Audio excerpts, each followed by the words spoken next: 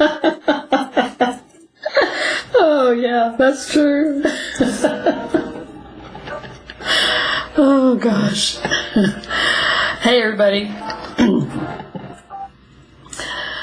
My name is Melody, and you are listening to Melody's Musings. And today I wanted to share with you a little bit of humor. I'm sitting here reading a book that's on my bookshelf that has, it's called Practical Proverbs and Wacky Wit. It's got some cute things in it. The quote I was just reading was under the humor section, and it was a quote from Will Rogers, who once said, "I never lack material for my humor column when Congress is in session." Now, isn't that the truth? Confirmation right there. I'm going to share with you an old blog post of mine from an old blog that I started back in 2012. Life has just been way too serious lately. And so today, it's Sunday on the day that I'm recording this, and I'm just kicked back and listening to comedy on YouTube and reading comedy from various books that I have, and looking at this card that was one of my meditation cards this past week that kind of inspired me to talk about something funny, because, as I said, life has been way too serious and heavy lately, and one way to break that up is to have a good laugh. So today I want to kind of showcase my inner Erma Bombeck, otherwise known as, I want to be a world famous humorist when I grow up.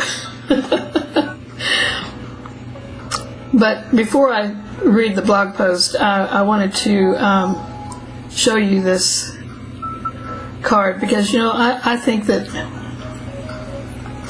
it's important in these days when we're dealing with so many serious topics on the news and in life in general, that we remember to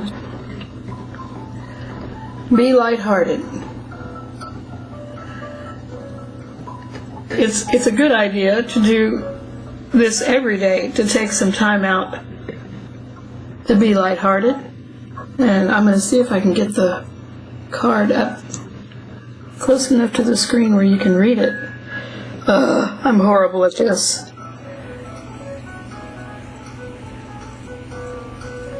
There we go, that's a little better.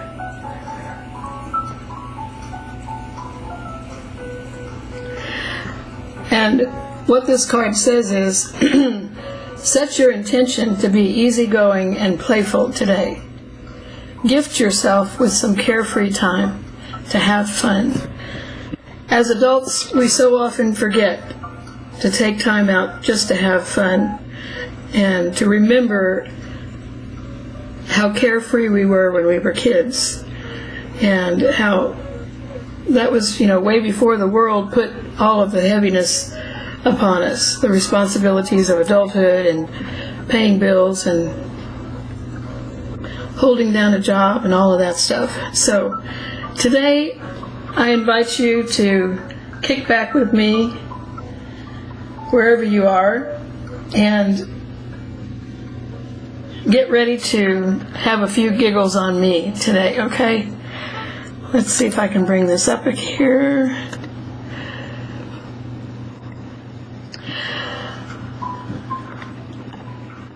Okay.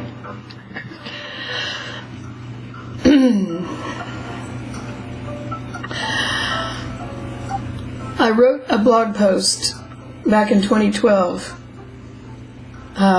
inspired by a lifetime of dealing with doctors and listening to, pharmaceutical commercials that just drove me insane. For those of you who don't know, I lean more in the direction of using natural remedies instead of going to the doctor, but, you know, there's times when all of us have to go, for one reason or another, to the doctor.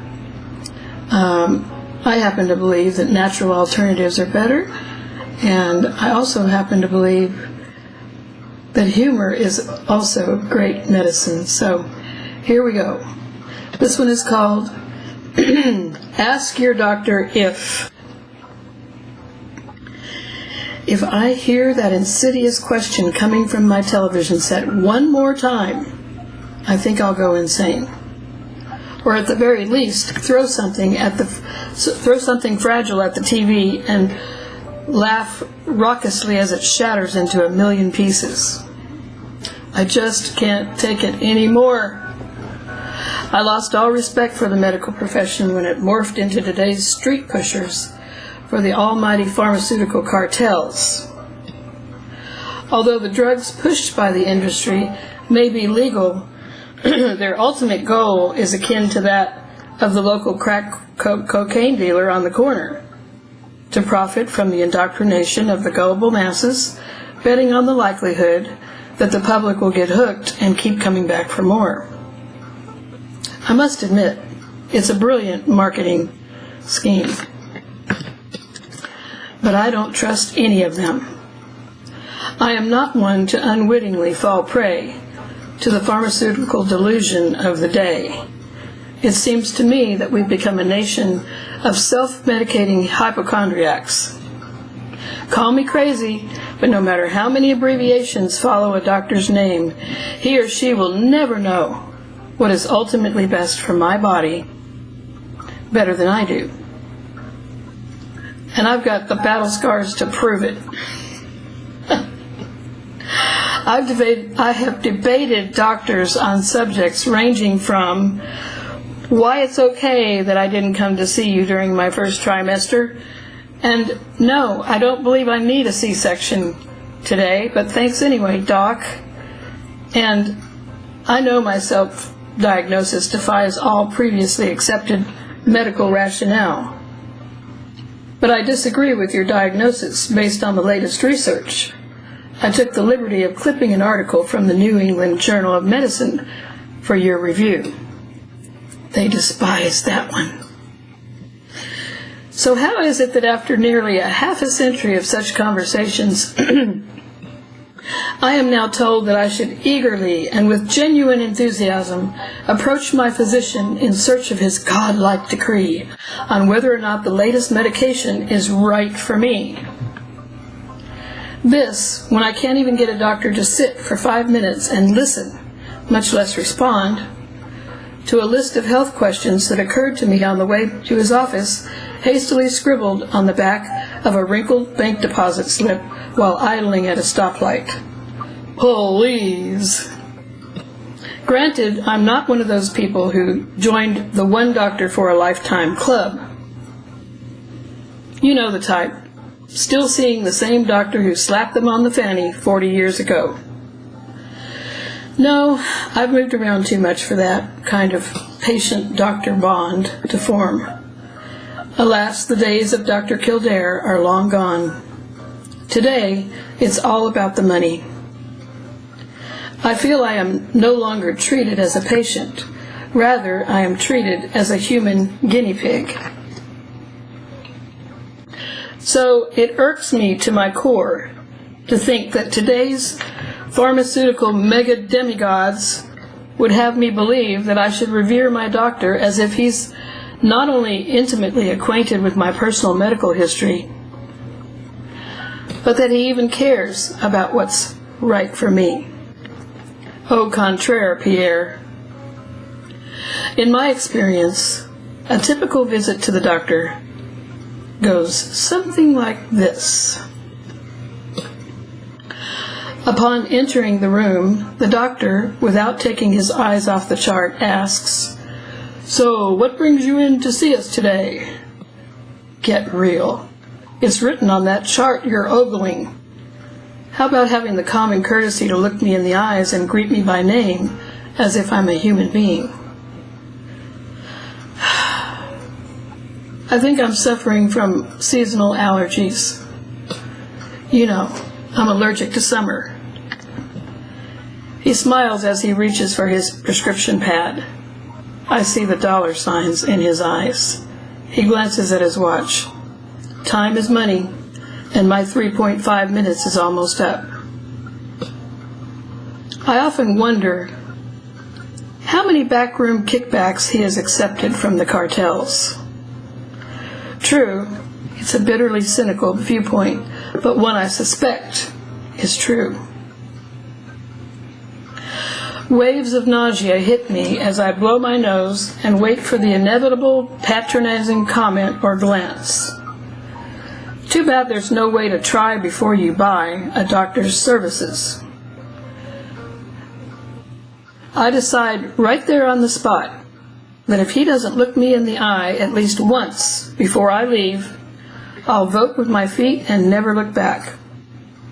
I swear this is it. I've had it. He scribbles on his notepad, tears it off, and hands it to me. This should help. No emotion, no compassion, still no eye contact. I glance at the note.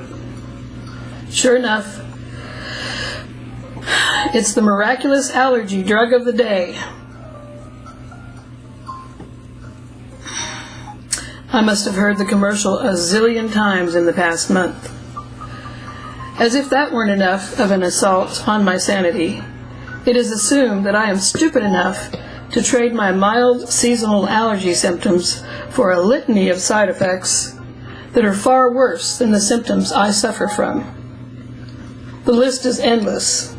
Heartburn, diarrhea, headaches, vomiting, nausea, insomnia, runny nose, sore throat, dry mouth, skin rash, constipation, difficulty breathing, and halitosis. Did you know, and this is true, folks, I actually researched this. Did you know that according to its pharmaceutical ad, one drug even causes excessive gambling? I kid you not. And the kicker? The exorbitant price I pay for this new drug will have me out looking for a second job while pharmaceutical executives retreat to a posh resort for a weekend of pampering. Please excuse me while I retch. Perhaps now you can better understand my angst when I finally sit down after a day of hard work to reward myself by watching an episode of a favorite TV show.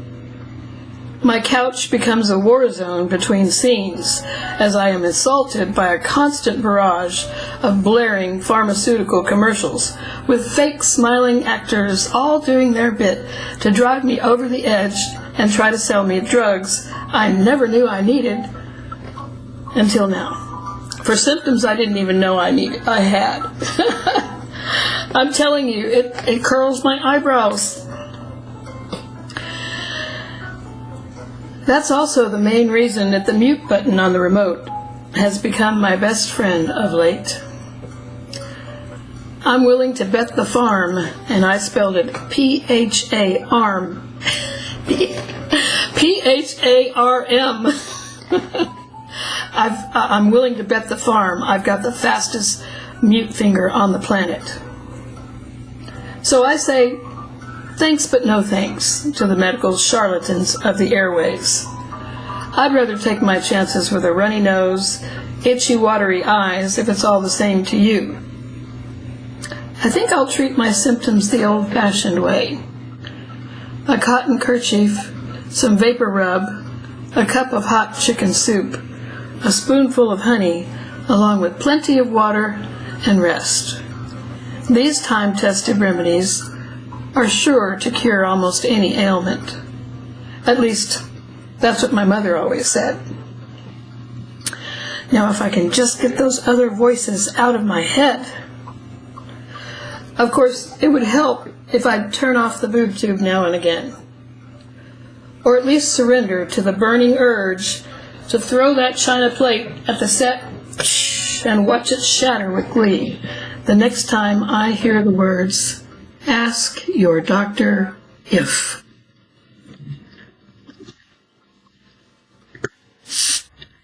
You know,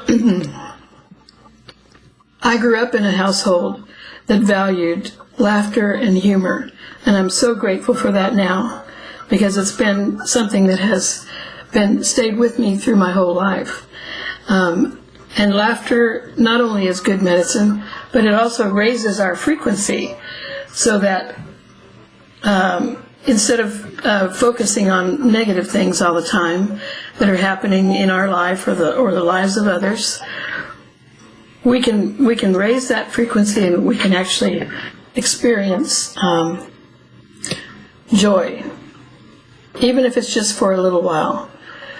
And one of the traditions that we had in my family growing up was that my sisters and I listened to, old, what we used to call records, or LPs, that you put on a turntable and put the needle down and let it play. Most people, listen to music that way, but we did that also. But we also listened to and memorized. For instance, we used to like Bill Cosby. This was back in the days when he was just getting started with his comedy career, before all the weird stuff started happening. But we thought he was so hilarious, and so my sisters and I, for instance, I remember us listening to. We listened to it for hours at a time. To Russell, My Brother with Whom I Slept was one of the albums that we memorized word for word. And there were times when, after dinner at our house, we would all go into the living room, and my sisters and I, who had been spending hours the week before rehearsing, would make ourselves a little makeshift stage at one end of the living room and start to share, bits and pieces from Russell, My Brother with Whom I Slept, which I thought was a hilarious piece of comedy. And of course, I grew up watching, before we had, a gazillion channels to choose from on television, there were only 3 main network channels, and possibly a UFH channel, and maybe a public, like NPR, like the public broadcast network. And so we grew up watching Carol Burnett and all of her associates on her show. We watched a lot of older comedians that probably a lot of you would not even recognize, so I'm not going to try to run down the list of them, but that was back when comedy was clean. That is, wasn't just peppered with, not pornography, wasn't peppered with, bad language.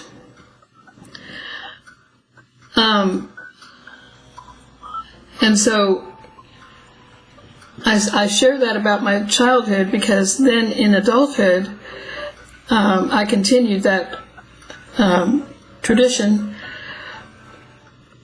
with my family in setting up what was known as comedy night, one night a week, and it was either Friday or Saturday night, depending on on our schedules and what was going on in our lives at the time.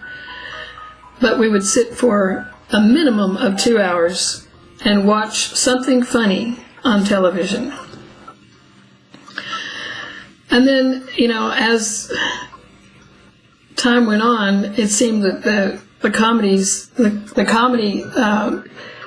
comedians that were offered to us, that is, by us I mean the public, were so foul. The language, their mouths were just so foul that it actually took away from the actual comedy itself for me personally. So I'm grateful that today we have quite a bit of clean comedy to choose from. And one of my favorites, and you can look this up on YouTube if you're interested in hearing what it is, but it's called Dry Bar Comedy. And it offers, today it has just a whole plethora of clean comedians, or comedians who agree to do their bits and pieces without using profanity, which I appreciate. You may not be that way, and I can listen to a certain amount of profanity, but oh my gosh, it's way over the top with some of these comedians that are out there now. So anyway, what else did I want to say? Oh, I grew up reading a lot of funny pieces too. My mother used to read the Dave Barry column all the time, and she would read it out loud to us, at the dinner table. And she also introduced me to Erma Bombeck, who quickly became one of my favorite humorous writers. I used to read her stuff, and I was greatly inspired to try my own hand at comedy writing when I grew up. Actually, to be honest with you, I think I'm better at writing it than I am at reading it. At the delivery. I still have a long way to go in that area, but my point about all of this is that it's important that we laugh on a regular basis. And I don't know how long it's been since you laughed so hard. I mean, a good belly laugh, that you almost peed your pants. And I'm going to tell you, if it's been more than a week, it's been too long. So think about this and try to find some humor in every day. If you're not listening to it or reading it, just find the humor every day in the funny things that happen to you. I know I've had a lot in my life, and I'll probably share some of those in other videos, but I want to end by reading a couple of other things. And these are straight from the scripture. A cheerful heart does good like medicine, but a broken spirit makes one sick. That's Proverbs 17:22. And the next one is from Ecclesiastes 3, verses 1 through 4. There's a right time for everything, and one of those things is a time to laugh. I hope you've enjoyed today's bit, including all my bloopers, because I didn't practice as much as I normally do. My voice is already having issues, so that's why I'm drinking my homemade lemonade. Trying to clear my throat. Anyway, folks, as I said, be lighthearted today. Find something to laugh about. And I hope you have a wonderful rest of your day.